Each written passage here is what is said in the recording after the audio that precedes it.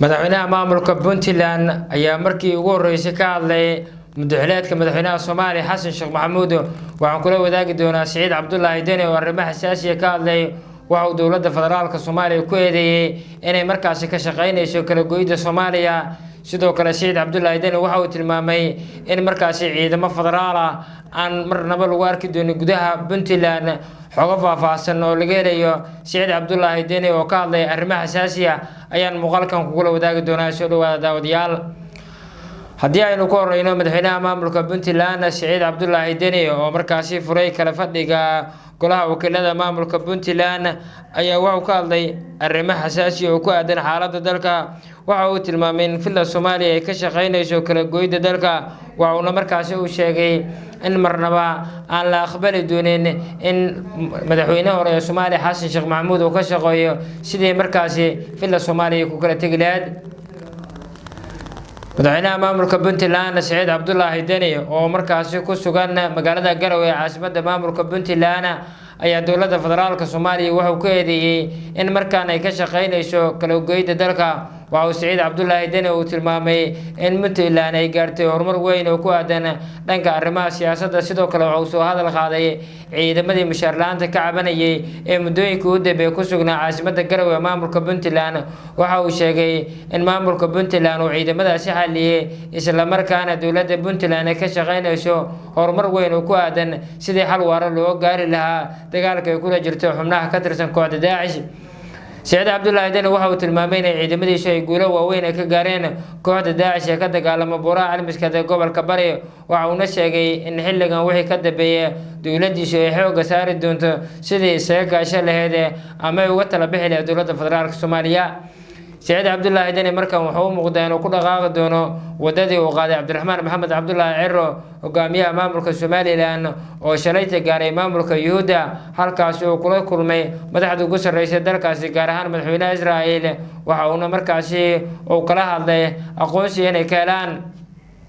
sidoo kale Saciid Cabdullaahi Deni waxa uu ka hadlay safarkaasi uu markaasi Cabdiraxmaan Maxamed Cabdullaahi Ciro hogaamiyaha go'aansatay ee maamulka waqooyi bari Soomaaliya uu ku gaaray ariga dalka Israa'iil halkaas oo la sheegay in Israa'iil ay safaarad ka furo doonto magaalada Qudus ee xarunta maamulka Yuhuudda aanad ee ariga Falastiin Saciid Cabdullaahi Deni waxa uu dhanka kala tilmaamay in waqooyi bari Soomaaliya ay dowladda federaalka ka shaqeynayso inay iska horkeento shacabka ku nool gobolka Sanaag gaar ahaan maamulka waqooyi bari halkaas oo xurguf xooggan ay kala dhaxayso dhawaan ayay ahayd markii koobka caalamiska Cup lagu soo gabagabeeyay magaalada Boosaaso ee xarunta gobolka Bari halkaas oo maamulka waqooyi bari looga yeeray inuu ka qayb galo koobkaasi hase ahaatee ay iska diideen xubno ka tirsan maamulka waqooyi bari Soomaaliya maamulka waqooyi bari waxa uu sheegay in markaas uu qaban doono koob gaar ah oo markaas loo qaban doono waa maamulka cusub ee ka tirsan dowladda federaalka ee waqooyi bari Soomaaliya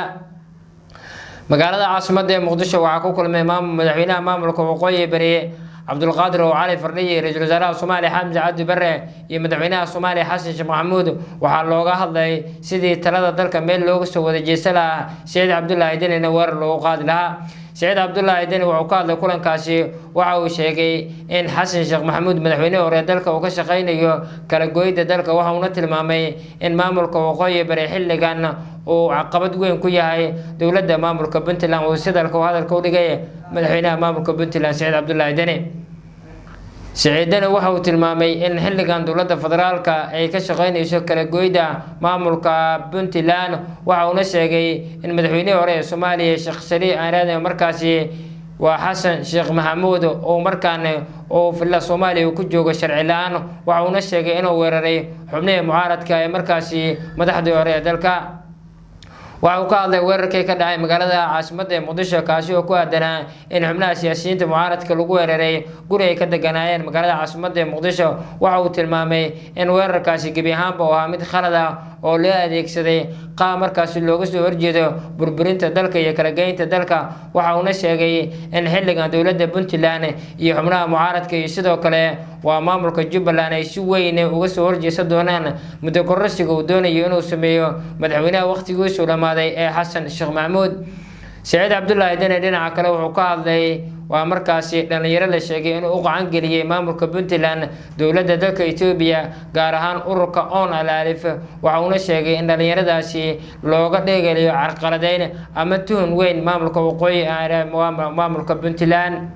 madaxweynaha dowlad goboleedka Puntland Saciid Cabdullaahi Deni ayaa maanta furay kala fadhiga 58aad baarlamaanka maamulkaasi ayaa weerar culus oo dhanka afka ku qaaday madaxdii hore ee dalka gaar ahaan madaxweynaha Soomaaliya Xasan Sheekh Maxamuud isagoo oo markaasi eedeyn culus u jeediyay. Saciid Cabdullaahi Deni ayaa madaxweynaha ku eedeeyay in xubnaha maamulka Puntland gaar ahaan deegaanada Xaafuun, Ayl iyo markaasi Jariiban uu ka abuuray burcabadeedyo hubaysan oo weerar ku qaaday markaba iyo markaasi doonyo isticmaala xeebaha bari ee Soomaaliya iyo sidoo kale biyaha caalamiga sidoo hadalka u dhigay madaxweynaha maamulka Puntland.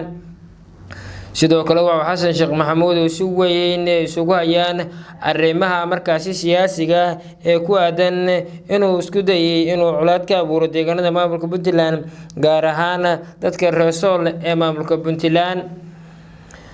madaxweynihii hore ee dowladda federaalka Soomaaliya waxa uu ku dadaalayay inuu markaasi culaad ka dhex abuuro dadka walaalaha ah ee reer Sool ee Puntland laakiin dadka reer Sool waxa uu garasho ay markaasi ay diideen in culaadaasi dhacday ayuu yiri